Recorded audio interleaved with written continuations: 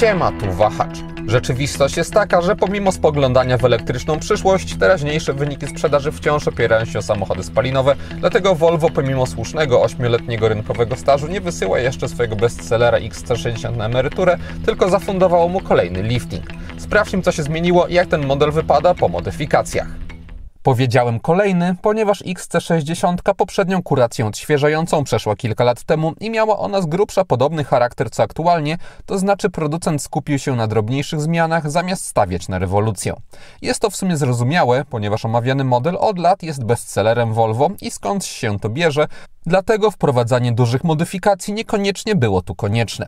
W obszarze wyglądu dostaliśmy lekko przeprojektowane zderzaki, a także inne wypełnienia trapy chłodnicy i to by było na tyle. Bez porównywania zdjęć przed i po trudno jest nawet wyłapać te modyfikacje i z jednej strony trochę szkoda, że Volvo jakoś nie wyróżniło nowego wcielenia, bo samochodów tych jednak po naszych drogach jeździ dużo i na pewno by to nie zaszkodziło. Z drugiej strony jednak trudno jest powiedzieć, że XC60 wygląda jakoś przestarzale czy brzydko, bo Volvo kilka lat temu udało się stworzyć naprawdę ładny i ponadczasowy design, który wciąż się broni. Ja do jazdy dostałem ciekawe wcielenie prezentowanego modelu, bo jest to wersja Black. Wymusza ona wybranie lepszego wyposażenia funkcjonalnego, ale poza tym wprowadza, zgodnie z nazwą, oparty o czerń pakiet stylistyczny z 21-calowymi felgami. Z czarnymi absolutnie wszystkimi elementami wygląda to nietypowo i jest to właśnie opcja, która może XC60 najbardziej aktualnie wyróżnić na ulicę. Co ciekawe, pomimo tego całego mroku nadwozia, do XC60 można zamówić sobie pomarańczowego pilota. Jest on wykonany jednak ze zwykłego plastiku, który wypada przeciętnie. Osobiście, gdybym już kupował takie Volvo na wypasie, to dopłaciłbym za wersję skórzaną. We wnętrzu również jest tak czarno jak może być, jedynie z pojedynczymi srebrnymi akcentami. W kabinie nowością jest inny ekran środkowy, który zamiast 9 cali ma teraz 11,2 i w związku z tym zamiast wtopienia w deskę rozdzielczą lekko nad nią wystaje. Poprzednio wyglądało to moim zdaniem schludniej, ale teraz też nie jest źle. Poza tym kokpit pozostał bez zmian i wciąż prezentuje się naprawdę ładnie i elegancko. Nowemu wyświetlaczowi pod kątem estetycznym, jak sądzę, wyraźnie pomogłyby cieńsze ramki, a te, które dostaliśmy, są niestety dosyć grube. Zniknął także fizyczny przycisk domowy, zastąpił go taki dotykowy, co wymaga więcej uwagi i jest mniej wygodne niż wcześniej. Samo oprogramowanie to jednak udana ewolucja i krok w dobrą stronę, chociażby dzięki temu, że mamy ekran domowy z możliwością wyświetlania na części mapy i też innych informacji. Wcześniej tego nie było, teraz jest bardziej przejrzyście.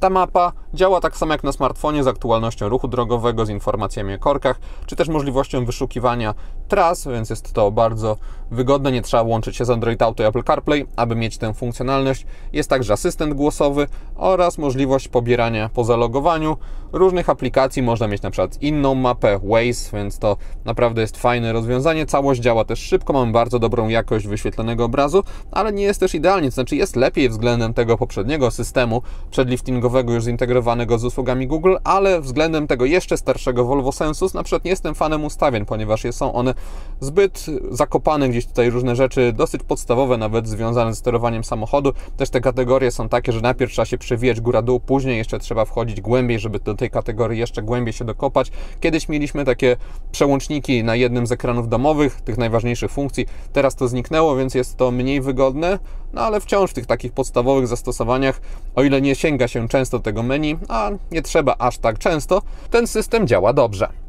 Panel klimatyzacji pozostał w formie menu ekranowego i tutaj znowu jest wygodniej względem tego, co było wcześniej w oprogramowaniu Google z tym obszarem z różnymi kontrolkami, ale względem tego starego Volvo Sensus, tam były takie fajne listy wysuwane w rogach z temperaturą, to jest trochę mniej wygodne, ale za to można sobie sterować asystentem głosowym, więc to może być zastępstwo.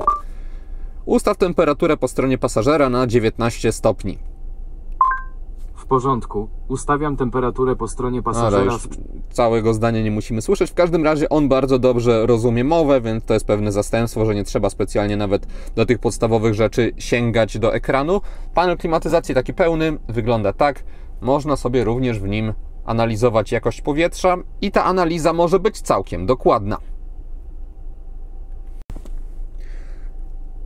Zmienił się również sposób ekspozycji widoku z kamer 360 stopni, ponieważ można w końcu miksować widok z lotu ptaka z tym z kamery tylnej, co było dla mnie wcześniej niezrozumiałe, że tego nie było od początku. Niestety tak dobrze nie jest w przypadku widoku z kamer bocznych, ponieważ tam może być tylko jedna kamera, z przodu tak samo, no ale ważne, że Volvo to nadrobiło, chociaż wciąż jeśli chodzi o jakość kamer, to pozostała ona po staremu i tak jak jeszcze kilka lat temu była naprawdę świetna, tak w chwili obecnej konkurencja poszła naprzód, a Volvo stoi w miejscu, więc jest nieźle, no ale już nie ma się czym zachwycać.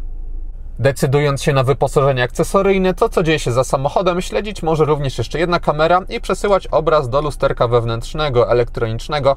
W zależności od tego, co się robi, jest ono lepsze albo gorsze. Przy dojeżdżaniu do ściany lepiej moim zdaniem jest tak, ponieważ czuje się po prostu perspektywę, ale jadąc na wielopasmowej drodze, tutaj widzi się po prostu więcej, no bo nie zasłaniają nam widoku żadne słupki, więc kto co lubi, ważne, że można tak sobie łatwo przełączać i nie ma z tym problemu. Można sobie także w elementarny sposób na przykład sterować jasnością, czy też położeniem, więc można to też troszeczkę dostrajać.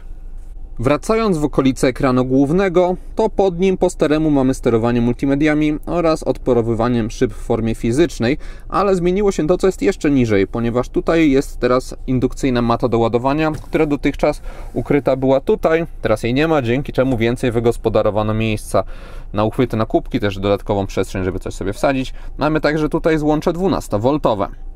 Z kolei złącza USB z przodu znajdują się tutaj w podłokietniku, mamy dwa USB-C. Osobiście wolałbym, żeby jedno z nich przeniesione zostało gdzieś tutaj, aby nie trzeba było, aby wpiąć albo wypiąć kabel, za każdym razem podnosić podłokietnika.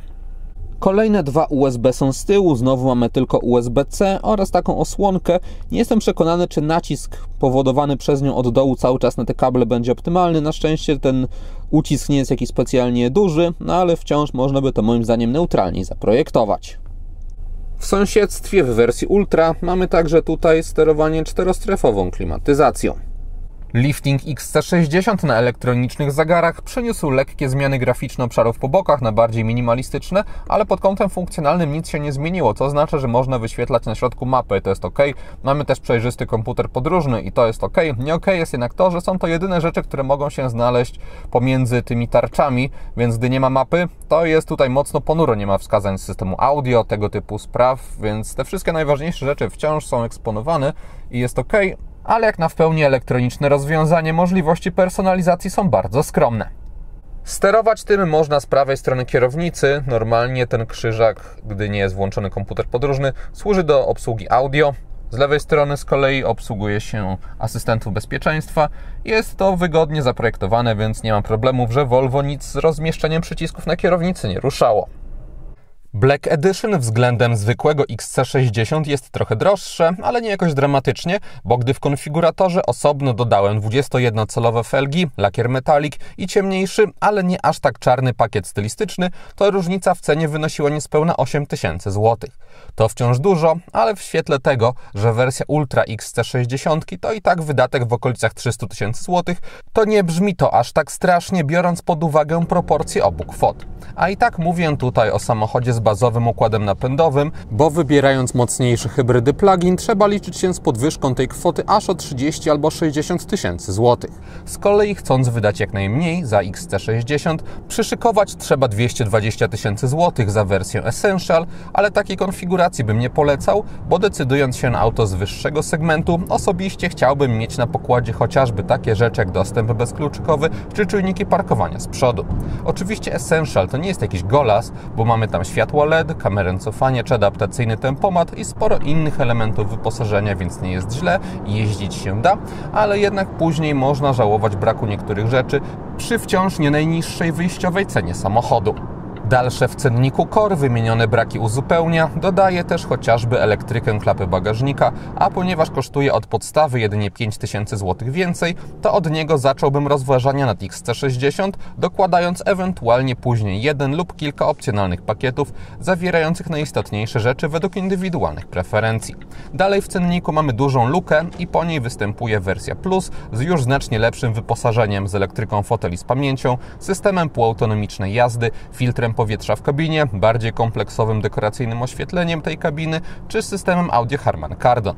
Przy czym wciąż można mówić o lukach, bo brakuje chociażby kamer 360 stopni. W każdym razie wersja ta jest moim zdaniem optymalna, jeśli ktoś chce już poczuć bardziej klimat premium, a nie chce za bardzo popłynąć finansowo, jak chociażby w sytuacji, w której taka osoba chciałaby skonfigurować auto tak, jak egzemplarz testowy. Wersja Ultra wprowadza już poza wspominanymi kamerami też panoramiczny dach czy wyświetlacz head-up i przekracza 300 000 złotych. Wciąż jednak, aby doposażyć samochód do poziomu testówki, trzeba co nieco dorzucić, bo skóra nappa na fotelach z wentylacją to 9700 zł, dalej mamy pakiet z genialnym audio Bowers & Wilkins i masażem foteli za 25 000 zł, pneumatyczne zawieszenie za 11 500 zł i to właściwie tyle, bo reszta wyposażenia w Ultra jest już w standardzie. Łącznie z elektronicznym lusterkiem daje to kwotę około 350 000 zł za maksymalną konfigurację. Przy czym warto pamiętać, że wciąż z bazowym układem napędowym nazwanym B5. Pod, jak na Volvo przystało, wyjątkowo wysoko otwierającą się maską, którą nie każda osoba później zdoła zamknąć, dostaje się 2-litrową benzynę rozwijającą 250 koni mechanicznych, którą wspiera miękki układ hybrydowy generujący 14 koni, a auto ma napęd na 4 koła. Nie da się miękkiej hybrydy dezaktywować, aby ocenić wpływ na wrażenia z przyspieszania, ale ogólnie pod tym kątem nie jest źle, chociaż też różnica między zwykłą benzyną a hybrydą plug-in T8 jest wyraźna. Tam auto dzięki wsparciu solidnych silników elektrycznych natychmiastowo i wyraźnie reaguje na każde wciśnięcie gazu, a tutaj czasami trzeba chwilę poczekać, aż automat wkręci silnik na odpowiednio wyższe obroty. W XC60 nie dostaje się rekordowo szybkiej skrzyni, ale też moim zdaniem jej reakcje są odpowiednio sprawne, aby móc bezpiecznie podróżować, a zarazem auto nie ma jakiegoś sportowego charakteru, aby kusiło do ostrej jazdy. To, co jest istotniejsze w przypadku skrzyni, to fakt, że nie szarpała ona podczas zmiany biegów i ogólnie nie zwracała na siebie uwagi. Na przekładni również można łatwo wymusić redukcję, więc nie trzeba nienaturalnie mocno wciskać pedału gazu. Czasami ta redukcja była aż za duża, do 3,5–4 tysięcy obrotów i wolałbym, gdyby przekładnia trochę mniej zrzucała biegi, za to z racji na skromniejszą ich ilość robiła to szybciej. W każdym razie tak samochód przyspieszy od 0 do setki.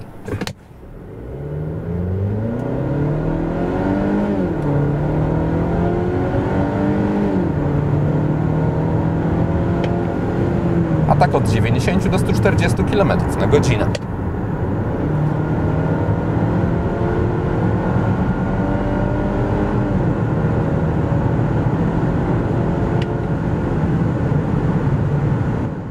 Osiągi są dobre i mnie pozwalały na bezpieczne podróżowanie i z niższymi prędkościami i na drogach szybkiego ruchu.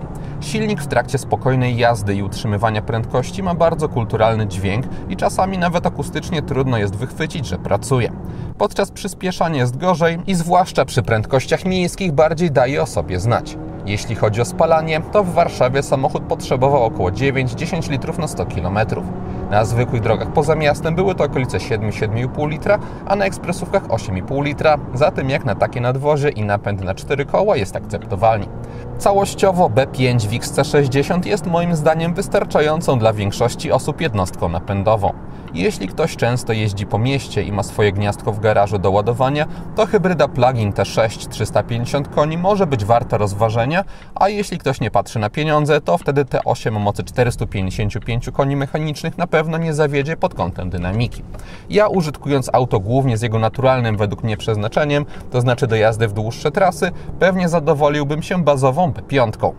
W mieście XC60 dzięki dosyć regularnym liniom nadwozia i dużym szybom również przyzwoicie daje sobie radę, ale jednak mamy tutaj do czynienia z SUV-em mającym 470 cm długości i 190 cm szerokości, zatem pokaźnymi wartościami jak na jakieś ciaśniejsze ulice czy parkingi.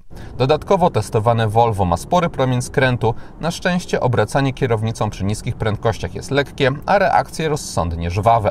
Układ kierowniczy najwięcej zalet pokazuje moim zdaniem, gdy jedzie się szybciej, bo wtedy jak na Volvo przystało, dostaje się bardzo płynny sposób prowadzenia.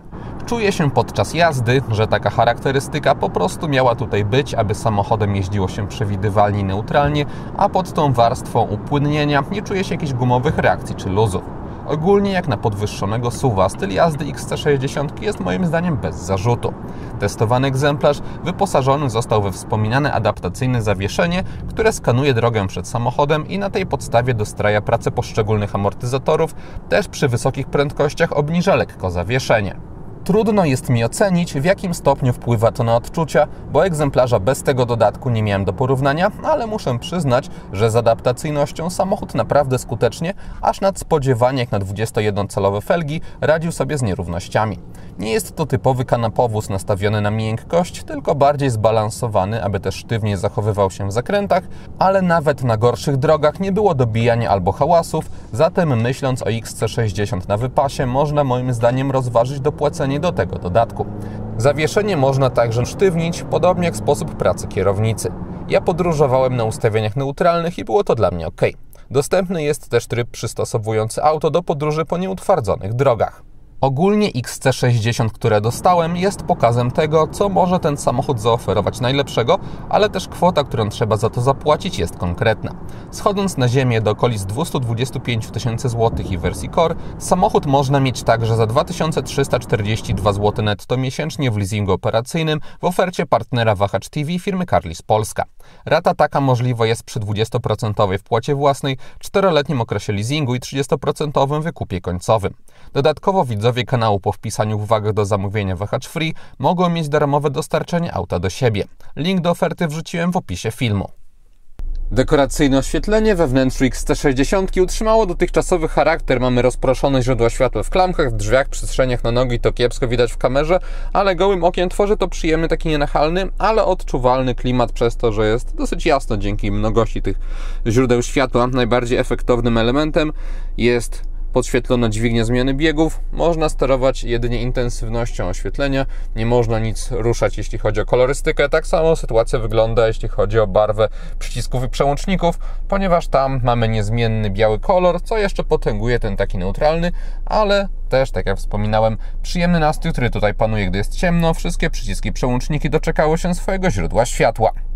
Mam tylko jeden problem z tym oświetleniem, mianowicie sterowanie jasnością oświetlenia wnętrza wpływa na zegary, na podświetlenie przycisków, można tym sobie sterować, ale podświetlenie wyświetlacza środkowego jest cały czas takie samo i moim zdaniem zbyt duże. Nie udało mi się w żadnym menu znaleźć opcji jego przygaszenia i jest on niestety nieprzyjemnie jasny po zmroku. Przednie światła Volvo XC60 po liftingu nie uległy zmianie, co oznacza, że w dalszym ciągu mamy w nich kształt, który opierając się o literę T nawiązuje do Mjolnira, czyli młota Tora z mitologii nordyckiej. Mjolniry mogą też pełnić rolę kierunkowskazów. W kierunkach w bocznych lusterkach mamy LEDy. Tak samo jak wszędzie z tyłu, w tej części na dworze oświetlenie znowu nie uległo zmianie i z jednej strony moim zdaniem nie szczególnie jakichś większych modyfikacji ono potrzebowało, ale z drugiej strony chociaż jakieś lekkie odświeżenie sygnatury świetlnej by temu modelowi nie zaszkodziło.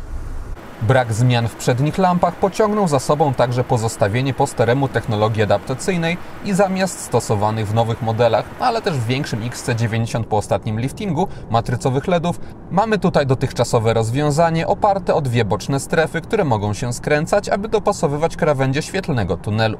Matrixy są bardziej uniwersalne, bo pozwalają na bardziej zaawansowane sterowanie wiązką na drogach wielopasmowych czy na zakrętach, bo w światłach XC60 skrętność jest jednak ograniczona i czasami bok się po prostu wyłącza, ale muszę przyznać, że to co dostajemy w testowanym modelu wciąż daje radę. Precyzja tworzenia świetlnego tunelu jest naprawdę dobra, lepsza niż w większości matrycowych LEDów w innych samochodach. Też mocy świecenia nie mogę nic zarzucić. Dodatkowo, co istotne, komputer szybko i trafnie wykrywał inne pojazdy, przez co nawet na długich prostych nie było zwłoki z wygaszaniem środka. Zatem z jednej strony można narzekać, że Volvo poszło tutaj na łatwiznę, ale z drugiej po prostu wcześniej opracowali technologię, która wciąż daje radę bez zarzutu. Na tylnej kanapie po ustawieniu przedniego fotela pod siebie, na nogi mam taki duży zapas wolnej przestrzeni, nad głową też jest ok, panoramiczny dach nie jest problemem, ponieważ w naturalnym ułożeniu moja głowa ląduje tutaj na jego skraju i wciąż mam od podsufitki jeszcze taki margines. Tunel środkowy jest w testowanym modelu w dużym stopniu wystający. Na tylnej kanapie obecny jest rozkładany podłokietnik. Bagażnik testowanego Volvo ma 483 litry pojemności. Mamy tutaj niski próg załadunkowy. W testowanym egzemplarzu obecne jest pneumatyczne zawieszenie, więc można jeszcze ten bagażnik obniżyć. Teraz jest naprawdę nisko, ale nawet w domyślnym jest ok pod tym kątem. Poza tym otwór jest duży, a kształty regularne. Wysokością samochodu sterować można tutaj z prawej strony. Mamy także już po obu stronach haczyki na jakieś torby. Ekskluzywnie z kolei z lewej strony jest kieszeń w nadkolu, a także złącze 12V. Pod podłogą jest jeszcze trochę przestrzeni, chociażby na zestaw naprawczy. Ciekawym rozwiązaniem w kufrze jest dwupoziomowa roleta. Może być ona albo standardową, albo można ją w łatwy sposób trochę podnieść. Gdy bagażnik jest mocniej załadowany, to wciąż może ona jakąś swoją funkcję częściowo pełnić. Można ją oczywiście również całkowicie złożyć. Z kolei po złożeniu oparć w drugim rzędzie dostaje się maksymalne zdolności ładunkowe samochodu 1410 litrów, a także płaską podłogę. Podsumowując, lifting Volvo XC60 nazwałbym leniwym, bo producent nie zaingerował poważniej nawet w coś, co jest wręcz podstawą takich kuracji odświeżających w samochodach, jak wygląd świateł. Jest to tym bardziej dziwne, że lifting XC90 z podobnego okresu już je wyraźniej zmienił. Trudno jest mi jednak tego się czepiać, bo testowany model, pomimo sporego rynkowego stażu, jest w dalszym ciągu samochodem, w którym ciężko jest dostrzec coś, co wymaga wyraźnej poprawy albo co się wyraźnie zestarzało. Ogólnie XC60 w dalszym ciągu jest moim zdaniem bardzo przyjemnym SUV-em do jazdy, dobrze się prowadzącym, wygodnym, nie sprawiającym problemów z obsługą, a w testowanej konfiguracji także świetnie wyposażonym. Jeśli ktoś szuka auta tego typu, to propozycja Volvo jest moim zdaniem niezmiennie warta zainteresowania. Wersja liftingowa jest może odrobinę lepsza, ale osobiście jeśli znalazłbym dobrą finansowo ofertę na wariant przed odświeżeniem, to mógłbym się na nią zdecydować ze spokojem ducha, że później nie będę żałował. I to wszystko, co przygotowałem o XC60. Dziękuję za uwagę i mam nadzieję, że test się podobał. Jeśli tak było, zachęcam do dania temu filmowi łapki w górę. Będzie mi z tego powodu bardzo miło. A jeśli ktoś nie ma, to zapraszam również do subskrypcji kanału, ponieważ kolejne materiały na Wahacz TV pojawią się już wkrótce. Na razie!